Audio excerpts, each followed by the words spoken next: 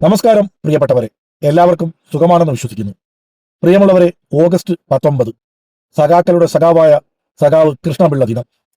കേരളത്തിന്റെ മണ്ണിൽ ചില മനുഷ്യർ ജീവിച്ചു മരിക്കുന്നില്ല. അവർ ഒരു കാലഘട്ടത്തിന്റെ ഓർമ്മയായി മാറുന്നു, ഒരു ജനതയുടെ പോരാട്ടത്തിന്റെ പ്രതീകമായി മാറുന്നു, തലമുറകൾക്ക് വഴി കാണിക്കുന്ന തീപന്തമായി മാറുന്നു. അങ്ങനെ കേരളത്തിന്റെ രാഷ്ട്രീയ ചരിത്രത്തിൽ ഇന്നും അണയാതെ കത്തുന്ന ഒരു പേരുണ്ട്, സഖാവ് പി കൃഷ്ണപിള്ള. അധികാരത്തിന്റെ കസേരയിൽ ഇരുന്ന നേതാവായിരുന്നില്ല അദ്ദേഹം. സമ്പത്തിന്റെ നടുവിൽ ജീവിച്ച നേതാവുമായിരുന്നില്ല. തൊഴിലാളികളുടെ കുടിലിൽ കയറിയിരുന്ന മനുഷ്യൻ, പട്ടിണിക്കാരന്റെ വേദന സ്വന്തം വേദനയായി കണ്ട മനുഷ്യൻ, അനീതിക്കെതിരെ തലകുനിക്കാതെ നിന്ന പോരാളി. അതുകൊണ്ടാണ് ചരിത്രം അദ്ദേഹത്തെ വിളിച്ചത് സഖാക്കളുടെ സഖാവ്. 1906 വൈക്കത്ത് ജനിച്ച കൃഷ്ണപിള്ളയുടെ ജീവിതം ചെറുപ്പത്തിലെ കഠിനമായ അനുഭവങ്ങളിലൂടെയാണ് കടന്നുപോയത്. ജീവിക്കാൻ വേണ്ടി പല ജോലികളും ചെയ്യേണ്ടി വന്നു. സാധാരണ മനുഷ്യരുടെ ജീവിതം അദ്ദേഹം പുസ്തകങ്ങളിൽ നിന്നല്ല പഠിച്ചത്, അദ്ദേഹം അത് ജീവിച്ചു പഠിച്ചു. വിശപ്പ് എന്താണെന്ന് അറിഞ്ഞു, ദാരിദ്ര്യം എന്താണെന്നും അറിഞ്ഞു, അധ്വാനിക്കുന്ന മനുഷ്യന്റെ വിയർപ്പിന്റെ വില എന്താണെന്നും അദ്ദേഹം അറിഞ്ഞു. ആ അനുഭവങ്ങളാണ് പിന്നീട് കേരളത്തിലെ അധ്വാനിക്കുന്ന മനുഷ്യരുടെ അവകാശങ്ങൾക്കായി ജീവിതം തന്നെ സമർപ്പിക്കുന്ന ഒരു വിപ്ലവകാരിയെ രൂപപ്പെടുത്തിയത്. ഇന്ത്യ ബ്രിട്ടീഷ് സാമ്രാജ്യത്വത്തിന്റെ അടിമത്വത്തിൽ കഴിയുന്ന കാലം. രാജ്യമെങ്ങും സ്വാതന്ത്ര്യത്തിന്റെ കാറ്റ് വീശി തുടങ്ങിയപ്പോൾ കൃഷ്ണപിള്ളയും ആ പോരാട്ടത്തിലേക്ക് ഇറങ്ങിച്ചെന്നു. എന്നാൽ അദ്ദേഹത്തിന്റെ സ്വപ്നം ബ്രിട്ടീഷുകാർ ഇന്ത്യ വിട്ടുപോകുന്നതിൽ മാത്രം അവസാനിച്ചില്ല. അദ്ദേഹം ചോദിച്ച ചോദ്യങ്ങൾ ഒരുപാടുണ്ട്. രാജ്യം സ്വതന്ത്രമായാലും പട്ടിണിക്കാരൻ പട്ടിണിക്കാരനായി തുടരുകയാണെങ്കിൽ ആ സ്വാതന്ത്ര്യത്തിന്റെ അർത്ഥം എന്താണ്? ജന്മിയുടെ മുന്നിൽ കർഷകൻ അടിമയായി നിൽക്കേണ്ടി വരുന്നുവെങ്കിൽ എന്താണ് സ്വാതന്ത്ര്യം? മുതലാളിയുടെ മുന്നിൽ തൊഴിലാളിക്ക് സ്വന്തം അവകാശം ചോദിക്കാൻ കഴിയുന്നില്ലെങ്കിൽ പിന്നെ എന്താണ് സ്വാതന്ത്ര്യം? ജാതിയുടെ പേരിൽ മനുഷ്യനെ മനുഷ്യനായി പോലും അംഗീകരിക്കാത്ത സമൂഹത്തിൽ എന്താണ് സ്വാതന്ത്ര്യം? ഈ ചോദ്യങ്ങളാണ് കൃഷ്ണപിള്ളയെ സാധാരണ ദേശീയ പ്രസ്ഥാന പ്രവർത്തകരിൽ നിന്ന് അധ്വാനിക്കുന്ന ജനങ്ങളുടെ പോരാളിയാക്കി മാറ്റിയത്. കേരളത്തിന്റെ നവോത്ഥാന ചരിത്രത്തിലെ നിർണായകമായ സമരങ്ങളിലൊന്നായ വൈക്കം സത്യാഗ്രഹത്തിന്റെ കാലഘട്ടം അദ്ദേഹത്തിന്റെ രാഷ്ട്രീയ ബോധത്തെ വല്ലാതെ സ്വാധീനിച്ചു. പിന്നീട് ഗുരുവായൂർ സത്യാഗ്രഹത്തിൽ അദ്ദേഹം സജീവമായി പങ്കെടുത്തു. അവിടെ നടന്ന ഒരു സംഭവം കേരളത്തിന്റെ സമരചരിത്രത്തിൽ ഇന്നും ഓർമ്മിക്കപ്പെടുന്നു. അന്ന് ക്ഷേത്രത്തിൽ ജാതിയുടെ പേരിൽ വലിയൊരു വിഭാഗം മനുഷ്യർക്ക് പ്രവേശനം നിഷേധിക്കപ്പെട്ടിരുന്നു. അത്തരം അനീതിക്കെതിരായ സമരത്തിനിടയിൽ കൃഷ്ണപിള്ള ക്ഷേത്രമണി മുഴക്കി. അതിന്റെ പേരിൽ അദ്ദേഹം ക്രൂരമായി മർദ്ദിക്കപ്പെട്ടു.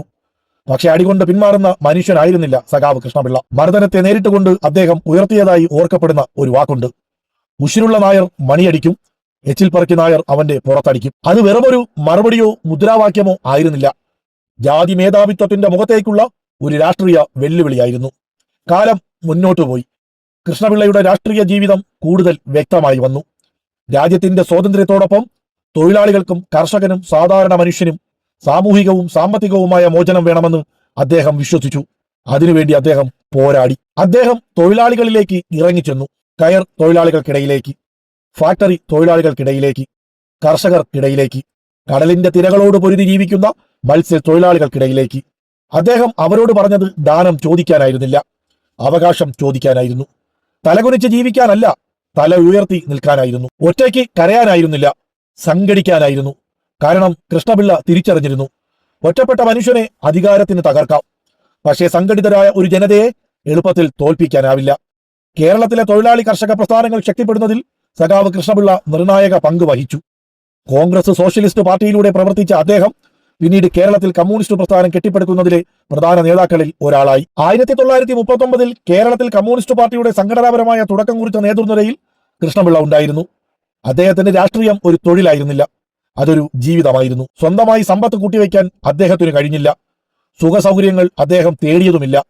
അധികാരത്തിന്റെ പദവികൾക്ക് പുറകെ അദ്ദേഹം പോയതുമില്ല. അദ്ദേഹം അന്വേഷിച്ചത് മനുഷ്യരെയായിരുന്നു. ഒരു ഗ്രാമത്തിൽ തൊഴിലാളികൾ ദുരിതത്തിലാണെന്നറിഞ്ഞാൽ അവിടേക്ക് പോകും. കർഷകർ ചൂഷണം നേരിടുന്നുവെങ്കിൽ അവരുടെ അടുത്തെത്തും. പാർട്ടിയെ കെട്ടിപ്പടുക്കണമെങ്കിൽ കിലോമീറ്ററുകൾ സഞ്ചരിക്കും.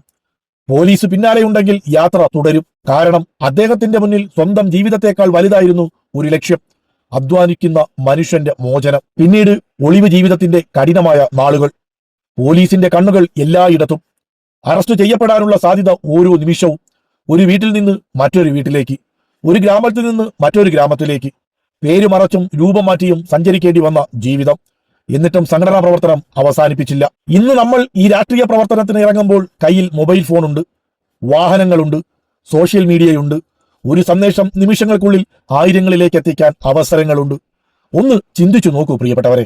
അതൊന്നുമില്ലാത്ത ഒരു കാലത്ത് പോലീസ് വേട്ടയാടുമ്പോൾ, അറസ്റ്റ് മുന്നിൽ നിൽക്കുമ്പോൾ, സ്വന്തം ജീവൻ പോലും സുരക്ഷിതമല്ലാത്തപ്പോൾ കേരളത്തിന്റെ ഗ്രാമങ്ങളിലൂടെ സഞ്ചരിച്ച് മനുഷ്യരെ സംഘടിപ്പിച്ച ഒരാൾ. അതായിരുന്നു സഖാവ് കൃഷ്ണപിള്ള.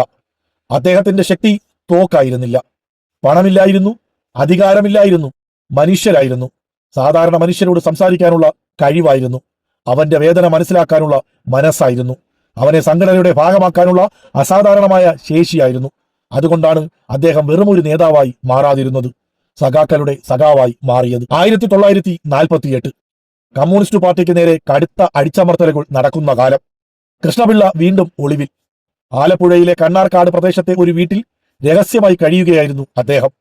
ഓഗസ്റ്റ് 19 ആ രാത്രി ചരിത്രം ഒരിക്കലും മറക്കാത്ത ഒരു ദുരന്തം സംഭവിച്ചു. സഖാവ് കൃഷ്ണപിള്ളയെ പാമ്പ് കടിച്ചു. ജീവിതം അവസാനത്തിലേക്ക് നീങ്ങുകയാണെന്ന് തിരിച്ചറിഞ്ഞിട്ടും അദ്ദേഹം ഓർത്തത് സ്വന്തം ജീവനെക്കുറിച്ച് മാത്രമായിരുന്നില്ല, താൻ ജീവിതം മുഴുവൻ കെട്ടിപ്പടുത്ത പ്രസ്ഥാനത്തെയും സഖാക്കളെയുമായിരുന്നു. അദ്ദേഹത്തിന്റെ അവസാന സന്ദേശമായി കേരളത്തിന്റെ രാഷ്ട്രീയ ചരിത്രത്തിൽ പതിഞ്ഞ ഒരു വാക്കുണ്ട്: സഖാക്കളെ, മുന്നോട്ട് ഞാൻ പോകുന്നു. ഒന്ന് ആ വാക്കുകളുടെ ആഴം ചിന്തിച്ചു നോക്കൂ. എന്നെ രക്ഷിക്കൂ എന്നല്ല, എന്റെ ജീവിതം അവസാനിക്കുന്നു എന്നുമല്ല. സഖാക്കളെ, മുന്നോട്ട്. ഞാനില്ലെങ്കിലും നിങ്ങൾ നിൽക്കരുത്. ഞാൻ വീണാലും പ്രസ്ഥാനം വീഴരുത്. ഒരാൾ അവസാനിച്ചാലും ആശയം അവസാനിക്കരുത്. മുന്നോട്ട്. അതാണ് കൃഷ്ണപിള്ള പുതിയ തലമുറയോടും പറയുന്നത്. സഖാവ് കൃഷ്ണപിള്ള മരിക്കുമ്പോൾ വെറും 42 വയസ്സായിരുന്നു. പക്ഷേ ആ ചെറിയ ജീവിതം കൊണ്ട് അദ്ദേഹം സൃഷ്ടിച്ച രാഷ്ട്രീയ ചരിത്രത്തിന്റെ ആഴമളക്കാൻ വർഷങ്ങളുടെ എണ്ണം മതിയാകില്ല. ഇന്ന് നമ്മൾ അനുഭവിക്കുന്ന പല തൊഴിലവകാശങ്ങളുടെയും പിന്നിൽ, കർഷകൻ തലയുയർത്തി അവകാശം പറയുന്ന കേരളത്തിന്റെ പിന്നിൽ, ജാതി മേധാവിത്വത്തോട് ചോദ്യം ചോദിച്ച നവോത്ഥാന കേരളത്തിന്റെ പിന്നിൽ, സംഘടിത തൊഴിലാളി വർഗത്തിന്റെ വളർച്ചയുടെ പിന്നിൽ നിരവധി അറിയപ്പെടുന്നതും അറിയപ്പെടാത്തതുമായ പോരാളികളുടെ വിയർപ്പും രക്തവും ത്യാഗവുമുണ്ട്. ആ ചരിത്രത്തിലെ ഏറ്റവും തിളക്കമുള്ള പേരുകളിൽ ഒന്നാണ് സഖാവ് പി കൃഷ്ണപിള്ള. പുതിയ തലമുറ കൃഷ്ണപിള്ളയെ അറിയേണ്ടത് ഒരു പ്രതിമയായിട്ടല്ല, ഒരു ഫോട്ടോയായിട്ടുമല്ല, ഓഗസ്റ്റ് 19 മാത്രം ഓർക്കേണ്ട ഒരു പേരായിട്ടുമല്ല, ഒരു ചോദ്യമായിട്ടാണ്. നമ്മുടെ ചുറ്റുമുള്ള അനീതികൾക്കെതിരെ നമ്മൾ എന്താണ് ചെയ്യുന്നത്?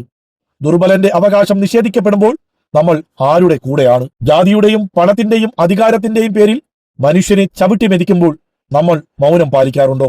അതോ സഖാവ് കൃഷ്ണപിള്ളയെ പോലെ മനുഷ്യന്റെ പക്ഷത്ത് നിൽക്കുന്നുണ്ടോ? ഒരു മനുഷ്യന്റെ മഹത്വം അയാൾ എത്ര വർഷം ജീവിക്കുന്നു എന്നതിലല്ല, ആ ജീവിതം ആർക്കു വേണ്ടി ജീവിച്ചു എന്നതിലാണ്. കൃഷ്ണപിള്ള സ്വന്തം ജീവിതം സ്വന്തം സുഖത്തിനു വേണ്ടി ജീവിച്ചിട്ടില്ല. അദ്ദേഹം ജീവിച്ചത് തൊഴിലാളിക്ക് വേണ്ടി, കർഷകന് വേണ്ടി, അവഗണിക്കപ്പെട്ടവന് വേണ്ടി, അവകാശം നിഷേധിക്കപ്പെട്ടവന് വേണ്ടി, സാധാരണ മനുഷ്യന് വേണ്ടി.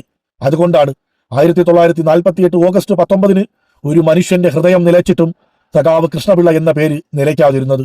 കാലം മാറി, തലമുറകൾ മാറി, കേരളവും മാറി. പക്ഷേ അനീതിക്കെതിരെ ശബ്ദമുയർത്തേണ്ട ഓരോ കാലത്തും ചരിത്രത്തിന്റെ ഏതോ കോണിൽ നിന്ന് ആ ശബ്ദം വീണ്ടും കേൾക്കും. സഖാക്കളെ, മുന്നോട്ട് ഞാൻ പോകുന്നു. അതേ സഖാവേ, നിങ്ങൾ പോയി. പക്ഷെ നിങ്ങൾ തെളിയിച്ച തീ പോയിട്ടില്ല. നിങ്ങൾ ഉയർത്തിയ ചെങ്കൊടി താഴ്ന്നിട്ടുമില്ല. നിങ്ങൾ വിതച്ച ആശയങ്ങൾ അവസാനിച്ചിട്ടുമില്ല. നിങ്ങൾ നടന്ന വഴികളിലൂടെ പുതിയ തലമുറകൾ ഇനിയും വരും. ചൂഷണം ഉള്ളിടത്തോളം പ്രതിരോധവും ഉണ്ടാകും, അനീതി ഉള്ളിടത്തോളം പോരാട്ടവും ഉണ്ടാകും, അവകാശങ്ങൾ നിഷേധിക്കപ്പെടുന്നിടത്തോളം ചോദ്യങ്ങളും ഉണ്ടാകും. ആ പോരാട്ടങ്ങൾക്ക് ആവേശം പകരാൻ കേരളത്തിന്റെ ചരിത്രത്തിൽ എന്നും ഒരു പേരുമുണ്ടാകും: സഖാവ് പി കൃഷ്ണപിള്ള. ഒരു നേതാവ്, ഒരു സംഘാടകൻ, ഒരു പോരാളി, ഒരു വിപ്ലവകാരി, അതിനെല്ലാം അപ്പുറം സഖാക്കളുടെ സഖാവ്. സഖാവ് പി കൃഷ്ണപിള്ളയ്ക്ക് ലാൽ സലാം. വിപ്ലവ അഭിവാദ്യങ്ങൾ, 1000 രക്തപുഷ്പങ്ങൾ.